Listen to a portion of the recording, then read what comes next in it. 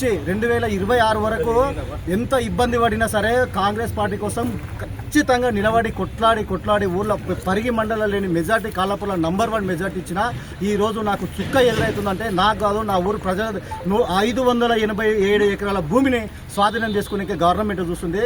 దయచేసి అర్థం చేసుకోవాలని నేను స్థానిక ఎమ్మెల్యే రామ్మోహన్ రెడ్డి సార్కి ఒక్కటికి 10 సార్లు ముందు కూడా చెప్పినా, 10 రకాలుగా చెప్పినా, 100 రకాలుగా చెప్పినా అర్థం చేసుకోండి సార్. నా ఊరు ప్రజలు రోడ్డు మీదకి రానియకండి. రోడ్డు మీదకి వస్తే వ్యవహారం మీకు మంచిగా ఉండదు, మాకు మంచిగా ఉండదు. అనేక రకాలుగా సమస్యలు వస్తాయి. దీని పరిష్కారం ఈ కాలాపూర్ కాకుండా, ఈ పరి కాకుండా వేరే కాన్స్టిట్యూన్సీలో కూడా తీసుకుపోయినా మన పరిగి మండల ఎంఆర్ఓకి మెమోరాండం ఇచ్చినాం, ఆర్డీఓకి ఇచ్చినాం, కలెక్టర్కి ఇచ్చినాం. ఇక మిగిలింది ఒక ముఖ్యమంత్రికి తప్ప మాకు ముఖ్యమంత్రి స్థానం మాకు లేదు కాబట్టి మేము ఎక్కడ వరకు వాళ్ళని అక్కడ వరకు పోయినాం. ఈరోజు ఇప్పటి వరకు కూడా మొన్న డైరెక్ట్ రామ్మోహన్ రెడ్డి సార్ గారు ఇంటికాడ ప్రెస్ మీట్ పెట్టి ఇండస్ట్రీ పార్క్ కోసం మేము అభివృద్ధి కోసం చాలా మెరుగుపరుస్తున్నామని చెప్పి ఎప్పుడైతే ఆయన ప్రెస్ మీట్ పెట్టి చెప్పిండో ఆ రోజే నా ఊరు ప్రజలు మొత్తం తిండి బంద్ చేసి నమ్మకం ఇప్పటికి కూడా తిండి బంద్ చేసి ఆడోళ్ళు మొగోళ్ళు ఎంతో బాధపడుతూ ఉన్నారు. వాళ్ళకు ఉన్నది 1 ఎకరా 2 ఎకరాలు 2 ఎకరాలు 2 ఎకరాలు ఆ ఉన్న ఒకటన్న భూమి పోతున్నది. ఇక వేరే దిక్కులకి వాళ్ళకి భూములు లేవు, ఏమీ లేవు. ఇక ఆ గౌటాన్ భూమి కూడా అవుతున్నారు, చేసుకొని బతకనికే ఆధారం లేదు. దీన్ని అర్థం చేసుకోవాలని 1కి 10 సార్లు నేను రామ్మోహన్ రెడ్డి సార్ గారు చెప్పిన, అమ్మా నేను ఆపుతా, అమ్మా నేను ప్రయత్నం చేస్తా, అమ్మా నేను ఆపుతా అన్నాడు. కానీ ఇప్పటి వరకు కూడా స్పందన లేదు. దయచేసి అర్థం చేసుకోండి రామ్మోహన్ రెడ్డి సార్ గారు.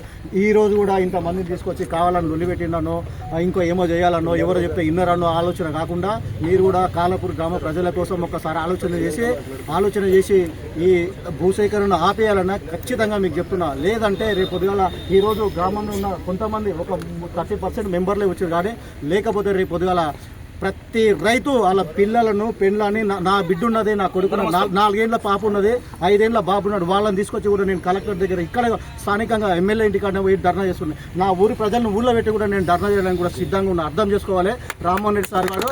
నేను ఇక్కడ నీ దగ్గర ఉన్న కార్యకర్తలు కూడా, కాంగ్రెస్ కార్యకర్తలు కూడా నీ దగ్గర ఉండి ఒక మాట మాట్లాడి దూరం ఉండి ఇంకో మాట మాట్లాడినా కానీ ఆ కాంగ్రెస్ కార్యకర్తలు ఉండే కట్టడి చేసే టీఆర్ఎస్ కార్యకర్తలు ఏ ఒక్కరు కూడా రామ్మోహన్ రెడ్డి సార్ని ఎప్పుడే ఒక మాట అంటే కూడా పడకుండా ఆయన కోసం ఎన్నో రకాలుగా సిద్ధాంతం చేసి ఇది చేసిన. అర్థం చేసుకోవాలి రామ్మోహన్ రెడ్డి సార్. ఈరోజు బహిరంగంగా చెప్తున్నాను, నువ్వు బాధపడొద్దు.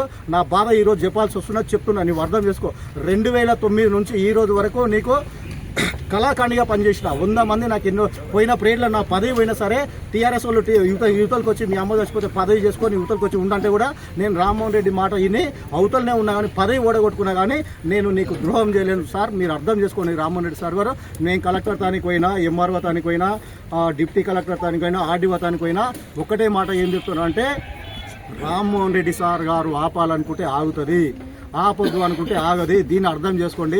మా మీద వచ్చి మేము గవర్నమెంట్ ఎంప్లాయీస్ మా మీద వచ్చి మీరు ధర్నాలు చేసి లొల్లులు చేసి మీరు ఇబ్బందులు పడితే మేమేం చేయలేమమ్మా, మా డ్యూటీ మేము చేస్తాం. ఒక ఎమ్మెల్యే తానే ఉన్నది, ఒక ముఖ్యమంత్రి తానే ఉన్నది అని చెప్పారు.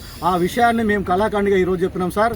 మీరు కాలాపూర్ గ్రామంలో నిన్నమొన్న తిట్టిరు లొల్లు పెట్టిరు అంటే ఎవరైనా ఈరోజు నీ భూమి పోతే నువ్వు అది మా పొజిషన్ నుండి ఆలోచన అదే రకంగా ఉంటుంది. రేపు పొద్దుగాల నీకు కూడా అదే బాధ ఉంటుంది. కానీ నువ్వు అర్థం చేసుకొని వెంటనే ఉపసంహరించుకోవాల్సిన అవసరం ఉంటుంది. దయచేసి కాలాపూర్ మీద కూడా నువ్వు డేగా కన్ను వేయకుండా ఒక మంచి మానవత్వంతో చూడండి.